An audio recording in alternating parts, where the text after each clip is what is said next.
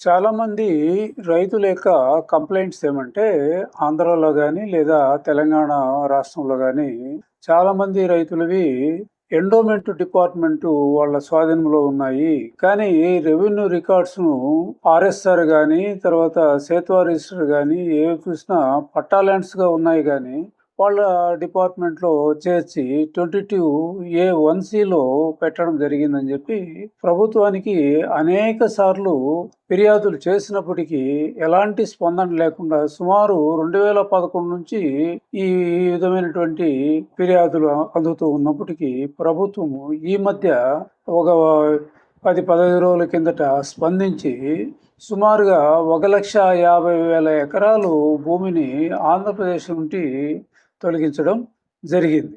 కానీ ఇంకా ప్రభుత్వ భూములు ఇంకా ఉన్నాయని చెప్పి చాలామంది ఇప్పటికి కూడా ఆరోపణలు చేస్తూ ఉన్నారనమాట.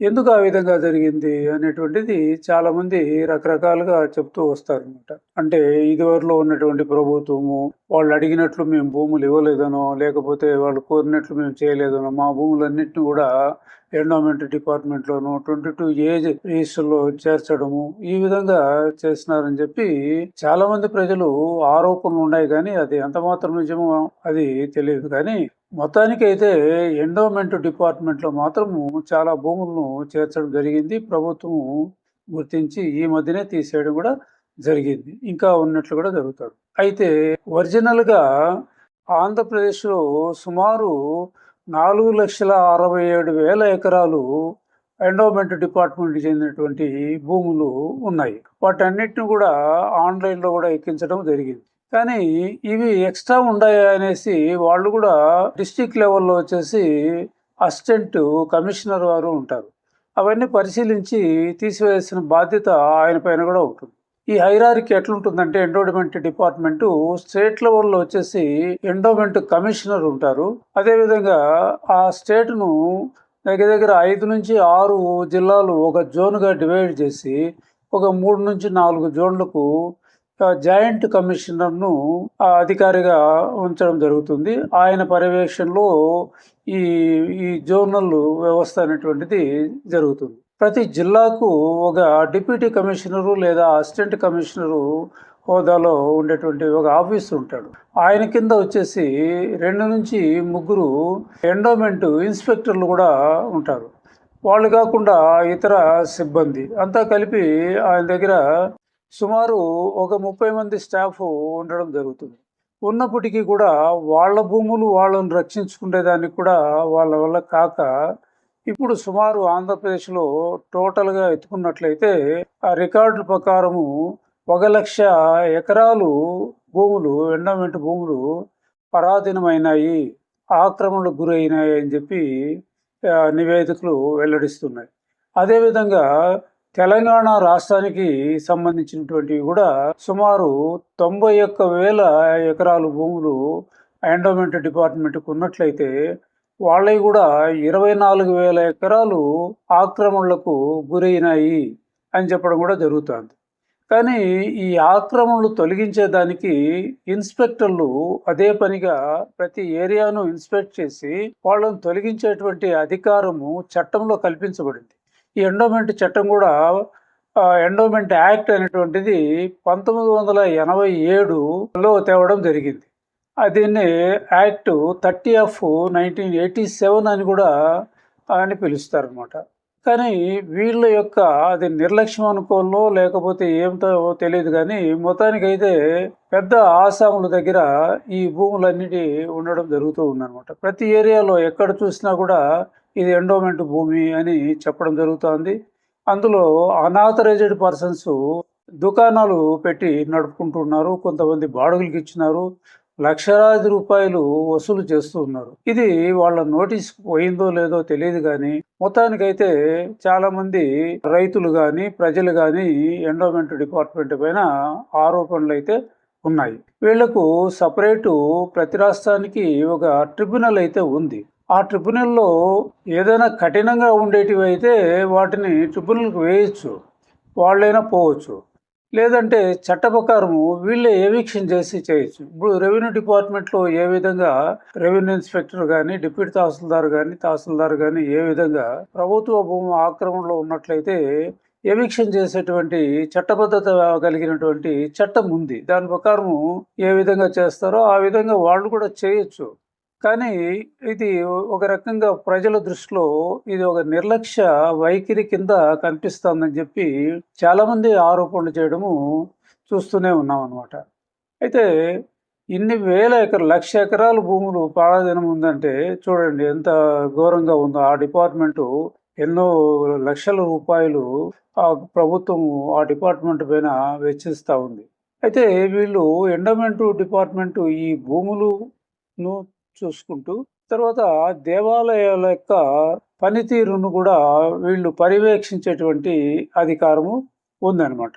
అయితే వీళ్ళు ముఖ్యంగా వీళ్ళ యొక్క ముఖ్యమైనటువంటి పని ఏమంటే ఈ దేవాలయాలకు సంబంధించినటువంటి రికార్డులన్నీ కూడా బందోబస్తుగా తయారు చేయాల్సినటువంటి అవసరము ప్రతి జిల్లా అధికారికి ఉంటుంది. అంటే అసిస్టెంట్ కమిషనర్ కానీ, డిప్యూటీ కమిషనర్ కానీ ఉంటుందన్నమాట. వాళ్ళు ఏం చేస్తారంటే గ్రామం వారీగా ఇనాం భూములు ఎన్ని వచ్చినాయి, భక్తులు ఇచ్చినటువంటి భూములు ఎన్ని ఉన్నాయి, తర్వాత ఆ దేవాలయానికి సంబంధించినటువంటి ఇతర ఆస్తులు ఏ విధంగా ఉన్నాయి అనేటువంటి రిజిస్టర్లను మెయింటైన్ చేస్తూ ఉంటారన్నమాట. అంటే సర్వే నంబర్ వారీగా కూడా ఉంటుంది.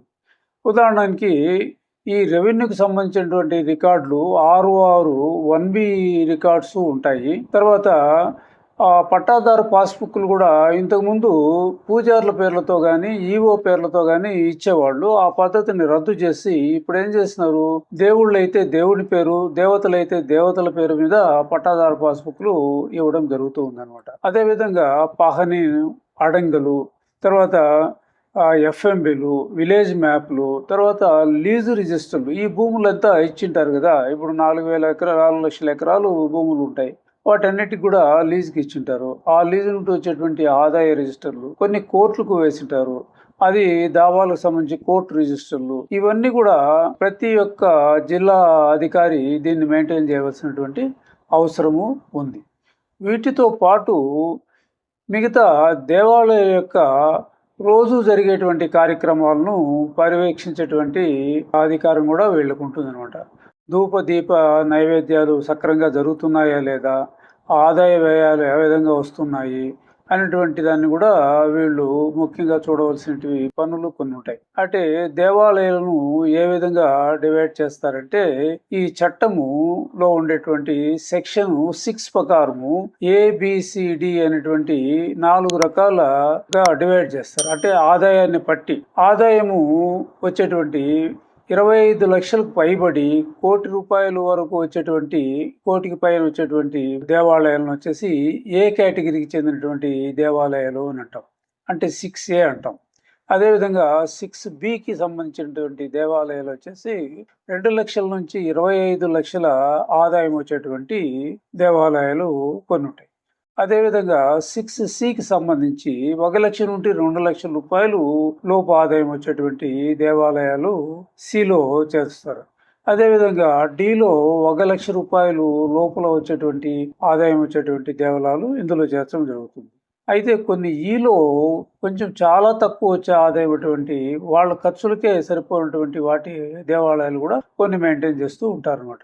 అటువంటి వాటికు పెద్ద దేవాలయాల నుండి వచ్చేటివి, తర్వాత తిరుమల తిరుపతి దేవస్థానం నుండి వచ్చేటువంటి నిధులను కూడా వీటిని ఖర్చులకు వాడడం జరుగుతుంది. ముఖ్యంగా దీన్ని ఈఓ గారు ప్రతి దేవాలయానికి ఆయన పరిధిలో కొన్ని దేవాలయాలు ఉంటాయి. ఆ దేవాలయంలో నిత్యము ఈ కార్యక్రమాలు జరుగుతున్నాయా లేదా, దేవునికి జరగవలసినటువంటి అన్ని కార్యక్రమాలు, ధూప దీప నైవేద్యాలు అన్ని సక్రమంగా జరుగుతున్నాయా, ఆదాయ వ్యయాలు ఏ విధంగా ఉన్నాయి అనేటువంటి ఆ రికార్డ్స్ అంతా కూడా మెయింటైన్ చేయాలా. రెండవది వచ్చేసి ఆ దేవాలయానికి సంబంధించినటువంటి ఆస్తులు ఎన్ని ఉన్నాయి, అవి సక్రమంగా వీళ్ళు లీజుకి ఇచ్చే పద్ధతిలో ఉన్నాయా, లేదన్నా ఆక్రమణకు గురైనాయా, ఇవన్నీ కూడా ఈఓ గారు ఇన్స్పెక్టర్ నుంచి ఆ తర్వాత అసిస్టెంట్ కమిషనర్ వారికి తెలియజేస్తే వాళ్ళు అక్కడ రికార్డ్స్ మెయింటైన్ చేయడం జరుగుతూ ఉంటుంది.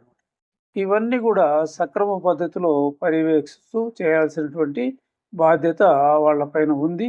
కొంతమంది ఈ భూముల విషయంగా నిర్లక్ష్య వైఖరి చూపుతున్నారు అనేటువంటిది ఒక ఆరోపణలైతే ప్రజల్లో ఉంది. అయితే ఈ ఆదాయ వ్యయాలకు సంబంధించి ముఖ్యంగా బి కేటగిరీకి చెందినటువంటి దేవాలయాలు సుమారు 90% ఉన్నాయి అనేటువంటివి. తర్వాత ఏ కేటగిరీకి చెందినటువంటివి వచ్చేసి సుమారు 5-10 వరకు ఉన్నాయని చెప్పి ఒక విశ్లేషణ అయితే ఉందన్నమాట. కాబట్టి రాష్ట్రంలో ఉండేటువంటి ఏపీలో ఉండేటువంటి 27,000 టెంపుల్స్, టీజీలో ఉండేటువంటి అంటే తెలంగాణలో ఉండేటువంటి 20,000 టెంపుల్స్, ఇవన్నిటిని కూడా ఈ దేవాదాయ ధర్మాదాయ శాఖ చూడవలసినటువంటి అవసరం ఉంది. అయితే ఈ పరిధిలోకి టీటీడీ తిరుమల తిరుపతి దేవస్థానం అయితే ఇందులోకి రాదనమాట. ఇది ఒక స్వతంత్ర సంస్థ అనమాట. ఇది రాష్ట్ర ప్రభుత్వం చేత నడపబడేటువంటి ఒక సంస్థ. ఎందుకంటే చైర్మన్ కానీ, ఈఓలు కానీ, తర్వాత బోర్డు మెంబర్స్ను కానీ అంతా ఎన్నుకుండేది ఒక రాష్ట్ర ప్రభుత్వమే నియమిస్తుంది. టీటీడీలో వచ్చేసి ఐఏఎస్ క్యాడర్ కలిగినటువంటి ఎగ్జిక్యూటివ్ ఆఫీసర్స్ ఈఓలు ఉంటారు. సీనియర్ ఐఏఎస్ ఆఫీసర్లు ఉండడం జరుగుతుంది. తర్వాత చాలా పరిజ్ఞానం కలిగినటువంటి వ్యక్తి చైర్మన్గా నియమించడం జరుగుతుంది. ఈ సంస్థలో దగ్గర 16,000 మంది ఉద్యోగస్తులు పనిచేస్తూ ఉన్నారు. ఇది ఈ ఎండోమెంట్ పరిధి కింద ఒకప్పుడు ఉండేది, కానీ ఇప్పుడు ఇండిపెండెంట్గా జరిగేటువంటి ఒక సంస్థ. ఎందుకంటే టీటీడీ ఉంది కదా, దాని ఆదాయం ఎక్కువ వస్తుంది, ఎందుకు దీంట్లో చెప్పలేదు అనేటువంటిది తెలియజేయడానికి మాత్రము ఈ టీటీడీ గురించి చెప్పాల్సిన అవసరం ఉందండి. ఎందుకంటే టీటీడీ విషయం ఎత్తుకుంటే అది చాలా పెద్ద వీడియో అవుతుంది. ఎవరన్నా కోరినట్లయితే ఆ వీడియో కూడా నేను చేయడం జరుగుతుంది. ఈ మధ్య ఆంధ్రప్రదేశ్ ప్రభుత్వము 1,50,000 ఎకరాలు 22A1C నుంచి తొలగించడము జరిగింది. అయితే ఇంకా కూడా ఇంకొక 40,000-50,000 ఎకరాలు ఉన్నట్లు చాలా మంది ప్రజలు ఇప్పుడు కూడా ఆరోపణలు చేస్తూ ఉన్నారు. ఇవన్నిటిని కూడా ప్రైవేటు వ్యక్తులకు సంబంధించినవన్నీ తొలగించి అదే ఎండోమెంటు, వక్ఫ్ బోర్డు, మత సంబంధమైనటువంటి సంస్థలకు సంబంధించినటువంటి అన్ని భూములను కూడా 22A1Cలో పెట్టవలసినటువంటి అవసరం ఉంది. ఎందుకంటే దాని మీద వాళ్ళ ఎండోమెంట్కు తెలియకుండా ఎన్నో ట్రాన్సాక్షన్లు జరిగేటువంటి అవకాశం ఉందన్నమాట. అంటే ఒక బ్యాంక్ లాకర్లో ఏ విధంగా పెట్టి మనం లాక్ చేసుకుంటామో ఆ విధంగా 22A1Cలో పెట్టి ఈ మత సంబంధమైనటువంటి భూములన్నింటినీ అంటే ఎండోమెంటు, వక్ఫ్ బోర్డుకు సంబంధించినవి 22A1Cలోనే ఉండవలసినటువంటి అవసరము ఉందన్నమాట. కాబట్టి ప్రజలు ఇప్పుడైనా కూడా మీకు ఏదైనా ఇబ్బందులు ఉన్నట్లయితే దానికి సంబంధించినటువంటి అడ్రస్లు మీకు చెప్పడం జరుగుతుంది. ఇంకా ఎవరైనా రైతులు మా భూములు ఇంకా ఎండోమెంట్ పరిధిలోనే ఉన్నాయి అనేటువంటి వాళ్లకు అడ్రస్ చెప్తున్నాను, అది నోట్ చేసుకోండి. ఎండోమెంట్ కమిషన్కి సంబంధించి గొల్లపూడి విజయవాడలో ఉంటుంది. ఆఫీస్ ఫోన్ నెంబర్ వచ్చేసి 086629445526. అదేవిధంగా ఈ కమిషనర్ యొక్క ఫోన్ నెంబర్ వచ్చేసి 9290080307. ఇది ఫోన్ నెంబర్ అనమాట. అదే మీకు అసిస్టెంట్ కమిషనర్ జిల్లా లెవెల్లో ఉంటారు కాబట్టి ఆయన పబ్లిక్ ఇన్ఫర్మేషన్ ఆఫీసర్గా ట్రీట్ చేయబడతారు, పిఐఓగా పనిచేస్తారు. ఆయనకు మీరు ఆర్టీఏ యాక్ట్ కింద అప్లై చేస్తే మీకు ఒక కవర్ పెట్టి మీ అడ్రస్ పెట్టిస్తే మీకు కావలసినటువంటి డీటెయిల్స్ అన్నిటిని కూడా అడగచ్చు. మీ గ్రామానికి సంబంధించినటువంటి అన్ని భూముల వివరాలు కూడా, ఎండోమెంట్కి సంబంధించినటువంటి భూముల వివరాలు కూడా మీరు కోరినట్లయితే వాళ్ళు ఇస్తారు. మీరు అక్కడికి పోవాల్సిన పని కూడా ఉండదు. మీరు ఎక్కడున్నారో అక్కడి నుంచి మీరు ఈ ఫోన్ ద్వారా మీరు కనుక్కోవచ్చు. లేదు, ఈమెయిల్ అడ్రస్ కూడా ఉంది, అది కూడా నోట్ చేసుకోండి. endow@edpsec@gov.in అనేటువంటి అడ్రస్కు మీరు పెట్టినట్లయితే దాని ద్వారా కూడా మీరు తెలపచ్చు. ఎక్కువగా పిఐఓ దగ్గర నుంచి ఇన్ఫర్మేషన్ యాక్ట్ కింద తీసుకోవచ్చు ఆంధ్రప్రదేశ్ సంబంధించి. అదే తెలంగాణకు సంబంధించి అడ్రస్ వచ్చేసి బొగ్గులకుంట, ఐదర్కూడ, హైదరాబాద్. వాళ్ళ ఫోన్ నెంబర్ వచ్చేసి 04024757320 అనే నంబరుకు మీరు ఫోన్ చేసి మీ భూముల యొక్క వివరాలు ఎండోమెంట్ డిపార్ట్మెంట్లో ఉన్నాయా లేవా, ఆ గ్రామానికి మీరు ఏ గ్రామంలో ఉన్నారో ఆ గ్రామానికి సంబంధించినటువంటి అన్ని భూముల యొక్క వివరాలు కూడా మీరు కోరినట్లయితే వాళ్ళు యాజ్ ఇట్ ఈజ్గా మీకు జిరాక్స్ తీసి అందులో సీల్ వేసి సంతకం పెట్టి ఇచ్చి పంపిస్తారనమాట. మీరు కవర్ పెట్టాలి, మీ అడ్రస్ పెట్టినట్లయితే ఇస్తారు. లేదు బై ఫోన్ కూడా మీరు కనుక్కోవచ్చు. ఇన్ఫర్మేషన్ యాక్ట్ కింద కూడా మీరు కోరవచ్చు. మీ భూములే కాకుండా ఎండోమెంట్కి సంబంధించినటువంటి భూములు అన్యాక్రాంతమయ్యి ఎవరైనా అక్రమంగా దాన్ని వాడుకుంటున్నట్లయితే వాళ్ళు నోటీసుకు రానటువంటి భూములు కూడా ఎన్నో ఉన్నట్లు చాలా నివేదికల్లో తెలుస్తూ ఉంది. కాబట్టి మీరు ఇది ఎండోమెంట్కి సంబంధించింది అనేటువంటి వివరాలు కూడా వాళ్ళకి అందిస్తే మనం వాళ్లకు కొంచెం సహకరించిన వాళ్ళం అవుతాము. ఇవన్నీ కూడా ప్రజలు గమనించాలనేటువంటి ఉద్దేశంతో ఈ చిన్న వీడియో చేయడం జరిగింది. Thank you very much.